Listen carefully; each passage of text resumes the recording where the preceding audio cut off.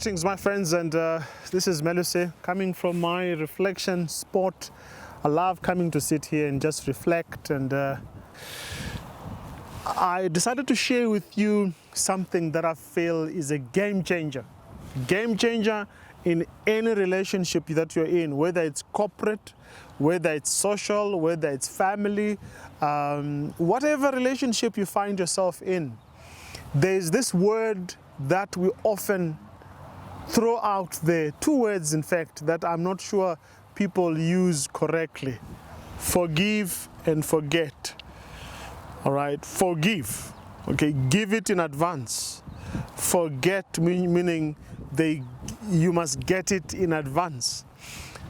Jesus gave us some words in Matthew chapter 6 verse 12. He says, when you pray, you must pray and say, forgive us.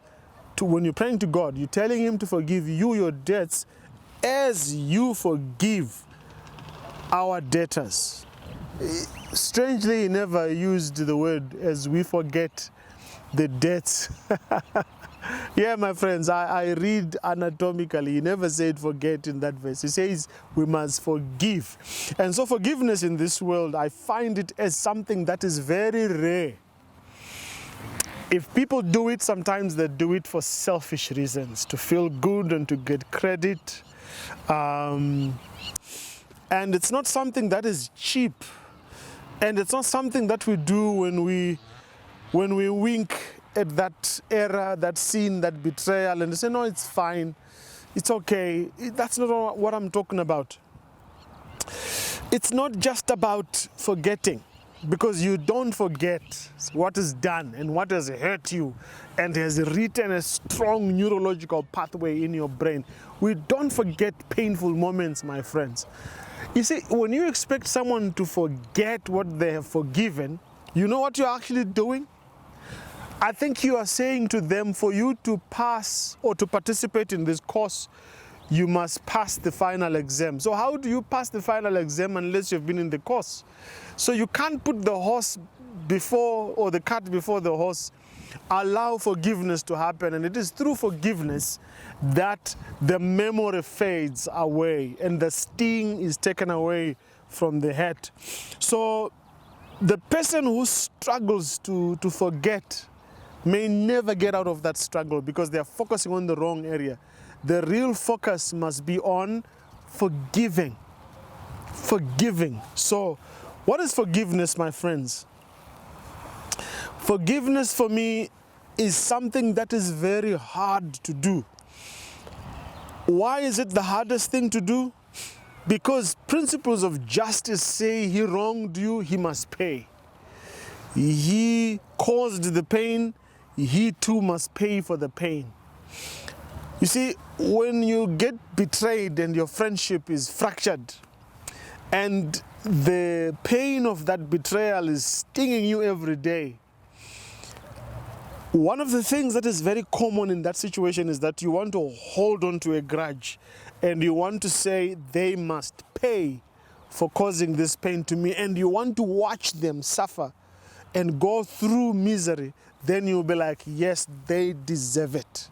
But one thing I've learned about forgiveness, my friends, is that it is far from that. In fact, let me read you what I wrote down here.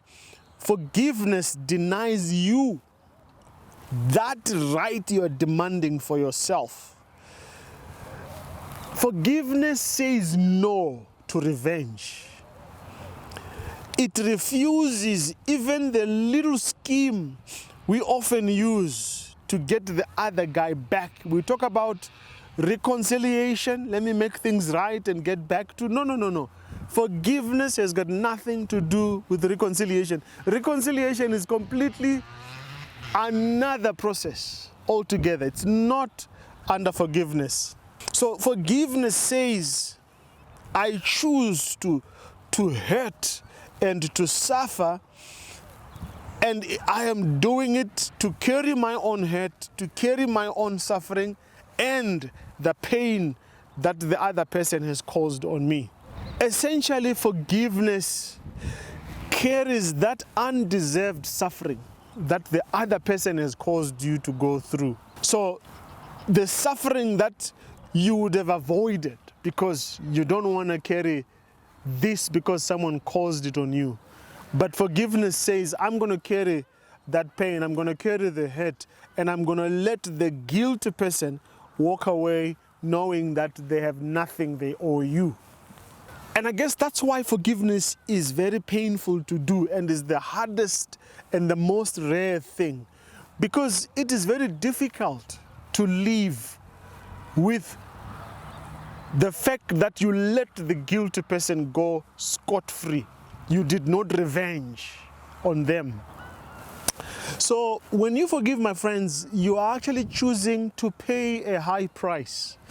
You are actually saying, I want to bear the loss, and I want to bear the burden of the pain of the memory of what has been done. And I want the other person to go free.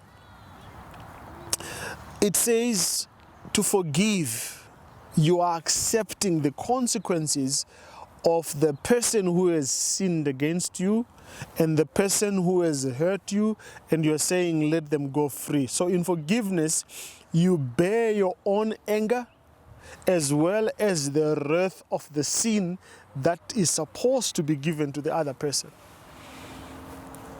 Did you catch that, my friends? That is so important. You're carrying your own burden of pain and the wrath that could have been expressed to the other person.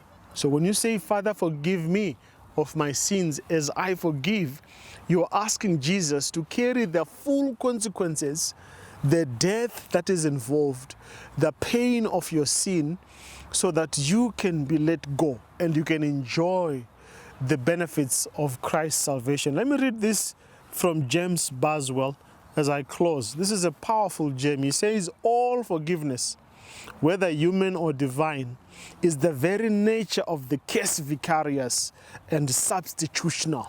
He is saying forgiveness is by nature saying, I am substituting that which you deserve with what you don't deserve. So this is about grace and mercy, my friends. This is where you are saying, and this is like I said in one of my productions recently, this is two sides of the same coin. You are being gracious to the person who sinned, meaning you are giving them something they don't deserve. All right? And you're being merciful to them, which means you are withholding the wrath and the anger and the punishment that they deserve. So you're giving something they don't deserve, which is grace, and withholding what they deserve, which is mercy, which is the holding back of the punishment. So Boswell then further says, no one ever really forgives another except he bears the penalty of the other's sin against him. Oh man, that is deep. You can never forgive unless you are carrying the burden of the guilt and the sin of the other person. And that's exactly what Jesus did for us. And in his prayer, he then says, as I did to you, so must you do to the others. Friends, remember how God has kept you alive. You walked out of that sinful situation. You are still alive today. You are watching me. You are angry. You are hurting. You are bitter. You are drinking the cup of bitterness, hoping the other person will die. My friends, to save yourself from certain death, forgive. Just like your father did. He let you walk away and has continued to bless you with life. Even when you were committing that sin, my friend, who held your breath and protected you from being killed? You walked away from the crime scene because God's grace and mercy interceded. And that is his love, for God so loved, my friends. I challenge you today to try forgiveness. I don't even have enough time now to tell you about the benefits at a psychological, physical, anatomical, at all levels, even spiritual, how forgiveness releases you. So my friends, give yourself a gift today. Release yourself from the prison of anger, of bitterness, of sadness, and of sickness. Because when you are bitter, my friends, you are creating an acid environment in your body and you're killing yourself. So release yourself today. Tell yourself, pick up that phone, tell that person who hurt you. Phone them and tell them what they did hurt you deeply.